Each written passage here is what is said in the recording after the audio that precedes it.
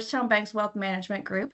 We have approximately 50 employees who have been helping clients plan, manage, and meet their financial dreams for about 4 decades now. So our teams are located across our footprint, primarily in Pennsylvania and Maryland, but we assist clients throughout the United States. We offer a disciplined, client-centered approach that help our clients at any stage of their life reach their financial goals. Just a little bit of what we offer here. Today, we are going to focus in on financial planning, but we also offer investment management for individuals, businesses, institutions, and nonprofits. We also help with retirement accounts, whether that's 401k rollovers or any type of IRAs. We offer trust services, estate planning, and estate settlement as well. So if you were with us a few weeks ago, we really focused on kind of the financial habits and the saving investing part of this series. So we laid a lot of groundwork down the last time so that we could jump into planning this time. So we talked about healthy habits, budgeting and managing our lifestyle, and then Andy covered the saving and investing side of it. So today we're going to dive into financial planning. And here's where you kind of understand where are you at today, and then helps you create a roadmap to get to where you want to be in the future. So really that's the overall goal of financial planning. Part of financial planning is retirement planning and legacy or estate planning, but we will touch more on those in the next 2 webinars of the series, but today we'll focus in on some of the basics of financial planning. So who needs a financial plan? Honestly, everyone does. It's a common misconception that you need to be wealthy to need a financial plan. But anybody at any stage of their financial journey, no matter the amount of assets that they have, really will benefit from having a financial plan. The truth is, only about 36% of Americans actually have a written financial plan. Number one reason they cite that they don't have it is because they don't feel they have enough wealth. But the number 2 reason is that they feel that it is time consuming and too complex for them to do. And that's where we come into play. We kind of take over kind of the heavy lifting of financial planning and the complexity of it. So the benefits of financial plans are there's far more than I can mention here today. But one of the main things I would say is it provides that financial security and peace of mind. I'll give you an example of a husband and wife that came in. The husband says, we're good. We don't need a financial plan. I think we're going to be just fine. Whereas the wife's, on the other hand, is saying, I would like a financial plan. I would like to be able to sleep at night knowing that we really, truly are fine. So we did perform a financial plan for them. In the end, they are going to be just fine in retirement and beyond, to which point the husband says, see, I told you we were going to be fine. But the wife, on the other hand, said, wow, thank you. Now I can sleep at night. Now I know that we are going to be okay. So it's that peace of mind that really comes with that financial plan. A couple statistics that we have here for you, whether you have a financial plan or you don't. And this came out of a wealth survey from 2021. So 65% of people with a financial plan will have that emergency fund. We talked about needing 3 to 6 months of income set aside in kind of an emergency fund last time. So 65% have it with a financial plan, whereas only 33% have that if they don't have a financial plan. We also talked about rebalancing your portfolios last time. We talked about how making sure that you don't continue to grow your equities and forget to rebalance to make sure you're not taking on additional risk as you get older. So here you can see 87% of people with a plan are rebalancing on a regular basis. I will tell you, our disciplined investment process includes rebalances for our clients on a regular basis to make sure that we're staying within their range that meets their financial plan. And then the last thing on this page, 47% of people with a financial plan never carry a credit card balance, or they don't carry debt in general.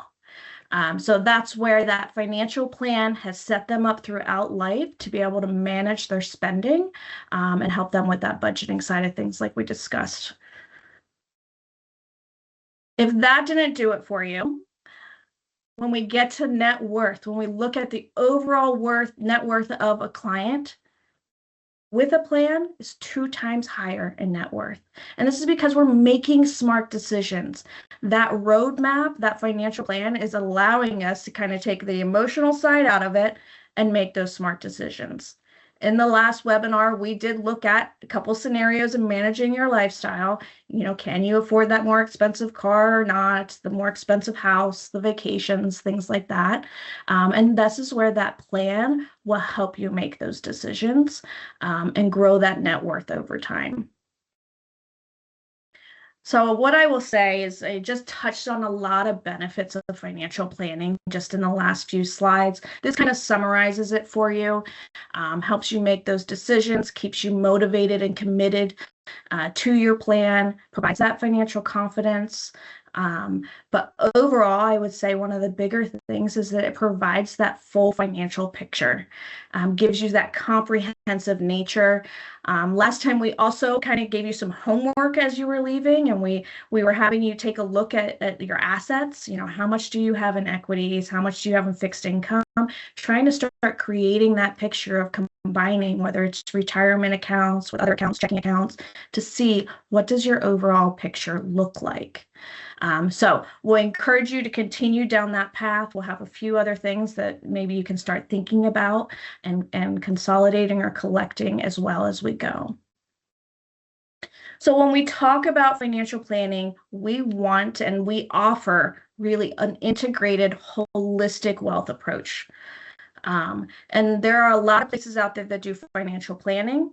There's easy online options that you can do for financial planning, but rarely do they utilize all 6 steps of the financial planning process. And that's what we want to make sure we're doing. And especially as we get towards the top of this pyramid here, some of these pieces are often forgotten in kind of your standard base level financial planning. So we've got at the bottom there, cash flow management. This is knowing what's coming in today, what your expenses are, so we can try to project expenses in the future. Number 2 here, we have risk management. That's trying to figure out, okay, what are the risks that will keep us from achieving our goals? Maybe it's a loss of a job, maybe it's, a loss of a spouse. So we want to make sure that we're taking some risk management, whether it's insurance or something that can help protect us from not reaching those goals. Number 3 here, investment planning.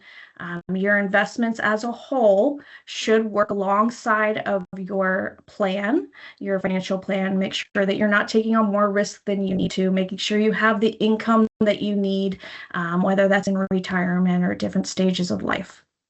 Number 4 here, and this is where some of your homework comes into play, goal planning.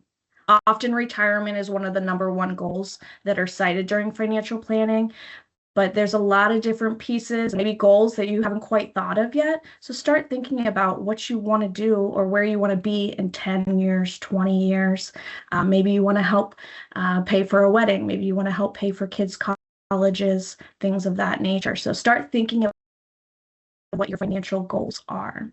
Number 5 here, tax planning. I would say that this is probably one of the most missed steps in financial planning. And this is where you want to make sure that you have strategies in place to help you keep more money in your pocket and out of Uncle Sam's pocket. So we want to make sure we're using the right type of accounts, the right type of investment vehicles, so that we control how much is heading to the government versus from you. So some tax strategies from tax avoidance, tax deferral. And then top of the pyramid here, estate planning. What happens when you do pass? Where do you want your assets to go? And maybe the option is you don't want to have a ton of assets left over, or maybe you want assets to be able to pass down to organizations or children. So type of things to begin thinking of what you want that to look like. We will have our 4th webinar will cover estate planning in a little more depth there.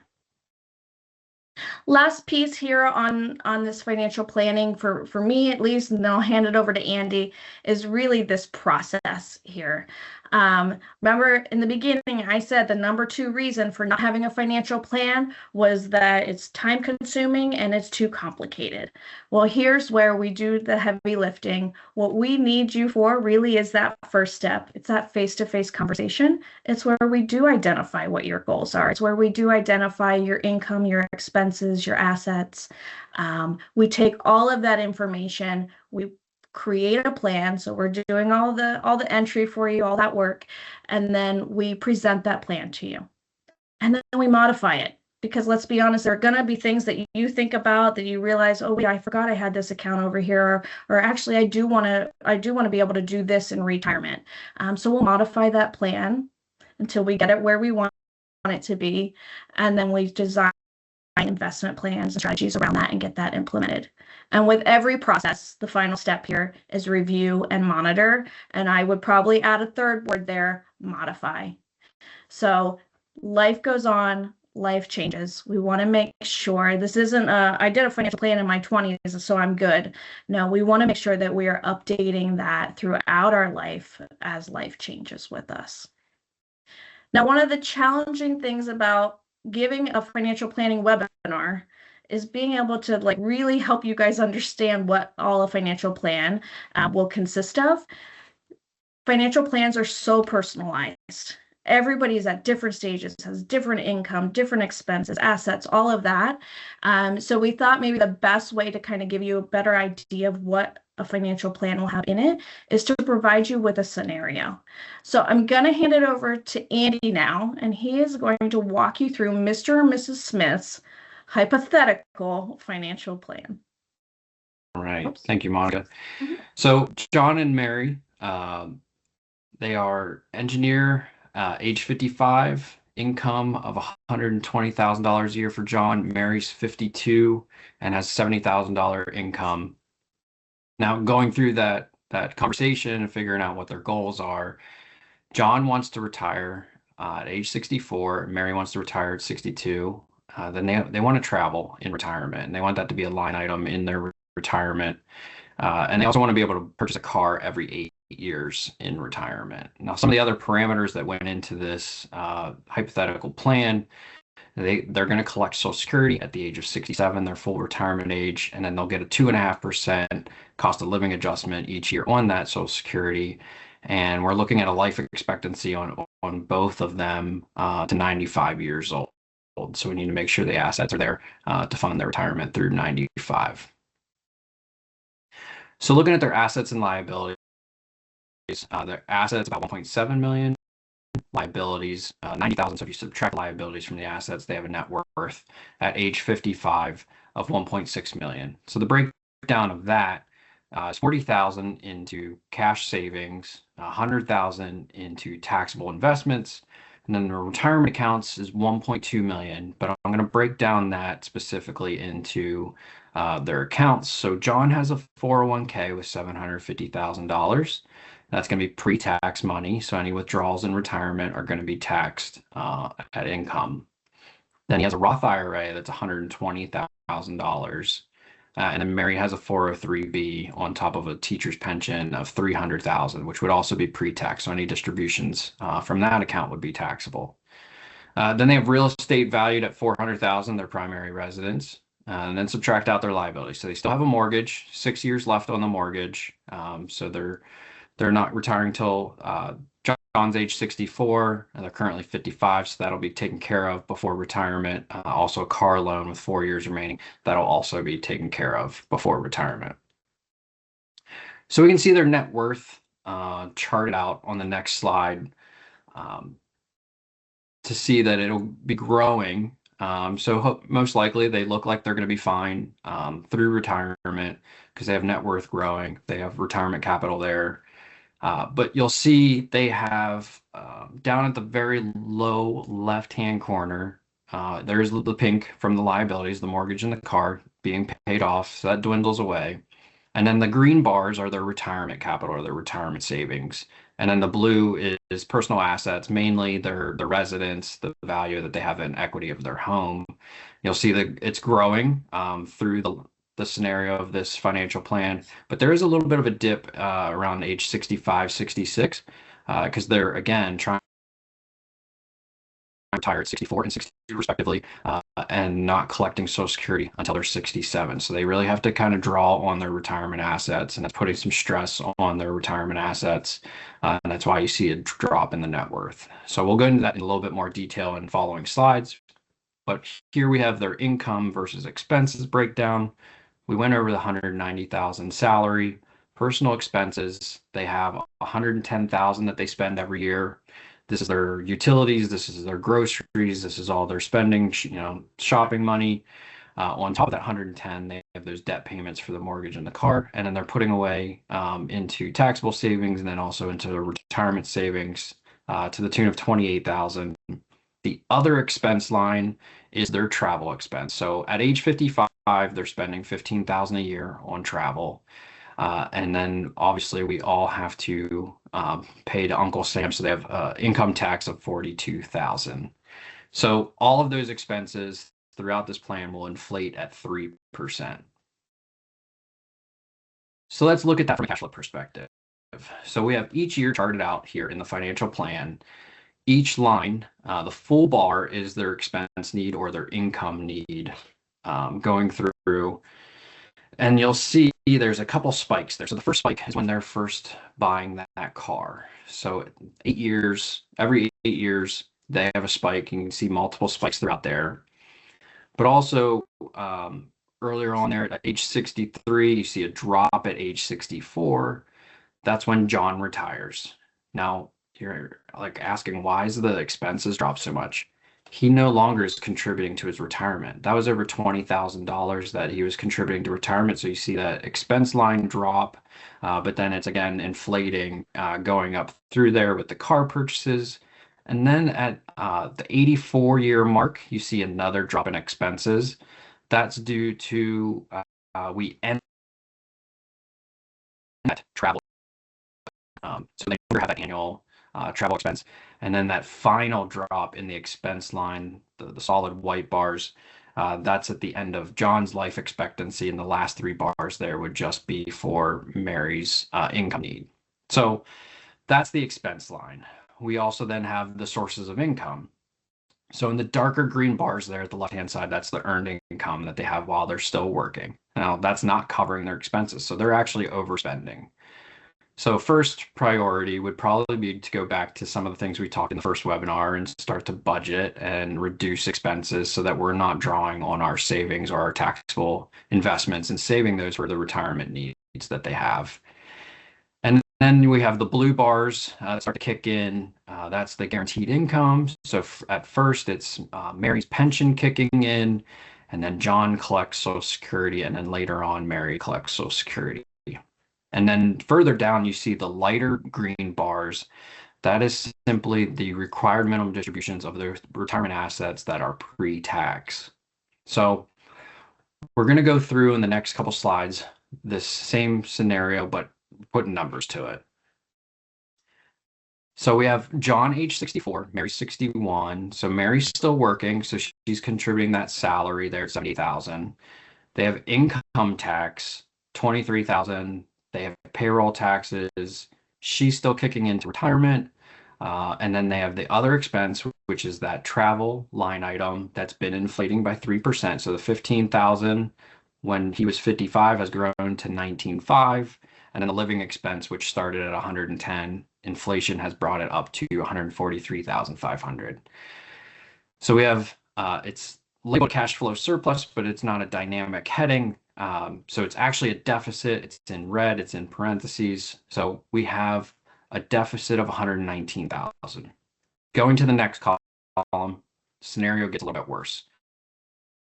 So John retired, and Mary is now retiring. They have no guaranteed income, but they still have income tax, they still have their travel expense, and they still have living expenses. So that deficit grows to 187,000. Now, John's age 66 in the third column, Mary's 63. Mary has her pension kicking in to help offset that cash flow deficit. But then it really starts to get a little bit better in the next to the last column when John's 67, Mary's 64. We got the pension John's now full retirement age. He's collecting his Social Security. So we have the guaranteed income there at 93,000. Deficit drops to 104. The final column, deficit jumps to 154,000. That's because they want to purchase that car. So that other expense line jumps from 21,000 to 57,000 to fund the car purchase. They're gonna buy it outright. They're not gonna finance it. But you'll also notice that federal and state income tax line jumped by about $10,000 as well. So when we were talking about their assets, most of their retirement savings was in pre-tax money. They only had about 10% of their assets in Roth. So from a financial planning perspective, they have 9 to 10 years till they're going to retire. We would probably advocate that they would contribute more to Roth IRA savings, or they could take an in-service withdrawal from John's 401k and do a conversion to a Roth. So that way you can cover that expense of buying that car, but you're not also getting hit on the tax bill. So on the next slide, we'll go through 5 more years from a cash flow line item perspective. Again, we still have the pension, John's Social Security there in the first column. The deficit's at 114,000. Now it improves on the deficit at age 70 because Mary's now full retirement age. She's going to collect at 67. So Social Security income goes from 54,000 up to 92,000. But then you'll see the deficit along the bottom continues to grow. And that's due to the expenses inflating at 3% every year. So going back to that chart that we had before, we now fill in those white spaces, the expenses, with where are we getting that income from? Where are the assets coming from? So mentioned about trying to cut expenses while they're working. It's a brighter blue line. There's a lot of blues. It's kind of hard to follow, but the brighter blue while they're working above those green bars, they're drawing on their cash savings and their taxable investments to the point where they deplete it. So to cover until they start getting the other guaranteed sources of income, they're going to have to draw on their retirement savings and incur taxes on most of those distributions because they don't have a whole lot in Roth savings. But then we do get the guaranteed income to help take some pressure off their investable assets. So you get to this point and you might be like, oh, do I have enough money? Am I going to survive all the different variables that can be thrown at me over retirement of 30, 35 years? So you could draw a hypothetical, like what if I get 6% return and I need this amount of income? The math could work.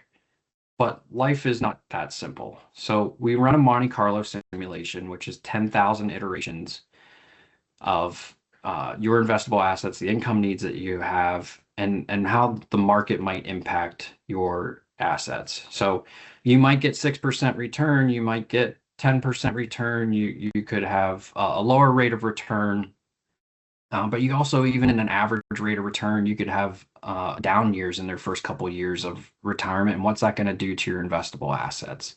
So the dark green line is the average that you would have over the life or the financial plan. So you see it's growing, their assets are growing, so they're looking good. But then you fan out into the lighter green bars. Those are the other scenarios that could impact their assets. And there are some scenarios where they could fall short. But then if you look at the slider bar down below, they're in the green. So they're within the realm of being successful, and some minor tweaks can improve that as well. So age 94, it's at 94% there at 90% right there at the bottom. And then I'll also draw attention to age 99 at 83%. And you might ask, why age 99? This is based on John's age. So John's 99, but we also need to make sure Mary's covered as well. So she's 3 years younger, so we need to make sure she's good. So we're at 83% to get through John's age 99. I'm going to turn it over to Monica at this point to go through some scenarios on what if things change, or how can I improve this plan? Yeah, and I think, you mentioned it, Andy, about, what happens when the market goes up or down, or I will say that most of our financial plans that we do, we're stress testing it to say, in my first year of retirement, what happens if the market goes down 20%? We had a client, every time the market would go down, was calling in and questioning, am I going to be okay? Am I going to be okay? Well, we did a financial plan. We stressed it at the 20% down. It still took a little bit, but market down 10%, and we're telling you, well, it's down 10. We stressed it down 20, you're okay. And eventually we don't get those panicked calls anymore. But that's why we do this kind of scenario analysis, so that we can stress test the plan to see how it does. Now, in this particular one, we have a couple examples of what if scenarios that we did for this client. One of them being, when should I collect Social Security? So we had that several years where they didn't have income coming in. So while many think if I hold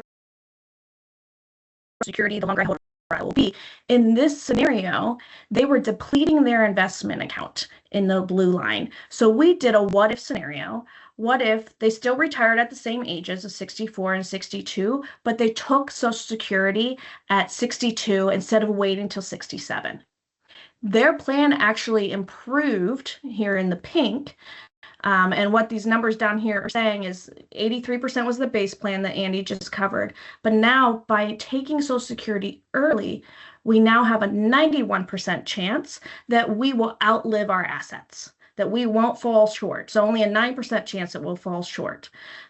So by taking that early, that will actually benefit them because they're not depleting that investment account. So opposite of what many often think for this scenario here.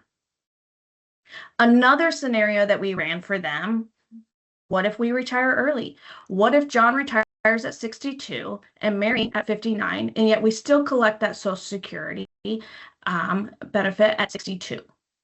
Well, we would probably advise against this, because now our what if line, the pink one, is below the base plan. So now we're only at a 70% chance that we will outlive our assets. We want to be up in the high 80s, 90s. For most plans. So this is probably where we would advise against that for that client and tell them to work a little bit longer and continue to save. And as Andy mentioned, maybe adjust some spending here in the final years before retirement. And then we also ran a scenario, how can we improve the plan for this client? So we did take about $200,000 from the 401k to fund an annuity. So we know income is a challenge for them in their early 60s. So we said, what if we fund an annuity that will pay them an income stream of $24,000 per year starting at age 64? You can see our pink line is a little bit below the baseline to start, but by the time we hit about 82 or 83 years, that's kind of a break even, then we end up doing better because we continue to collect that annuity payment annually throughout the rest of our life that can then be invested or used so that we don't continue to deplete other assets. Here's where I would say, what is your health like? What is the longevity of other family members, or what has it been for other family members? If most people in your family are only living into their 70s, then this might not be the option. But if they're living into their 90s and you're in good health and also going to live into your expect to live into your 90s, then maybe this is the right move for you.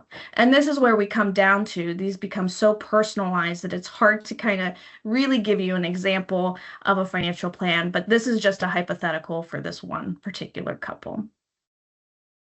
I'll also add, and we said this last time, you don't have to do this alone. So our wealth management services cover financial planning, from whether just planning for retirement or throughout your whole life, investment management.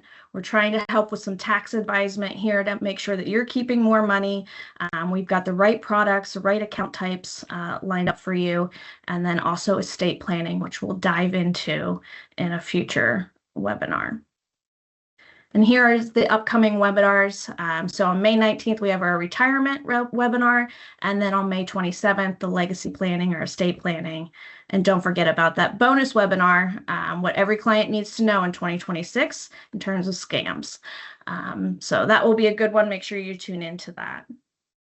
I don't know if we have time for questions or if we have any questions in the chat. Nothing in the chat. We're at 12:30. Okay. Oh, couldn't have done that better. Well, if you do have any questions, feel free to reach out to our client services or stop in at any branch and they'll get you connected with somebody from our wealth management group. Thank you for joining us. Thank you.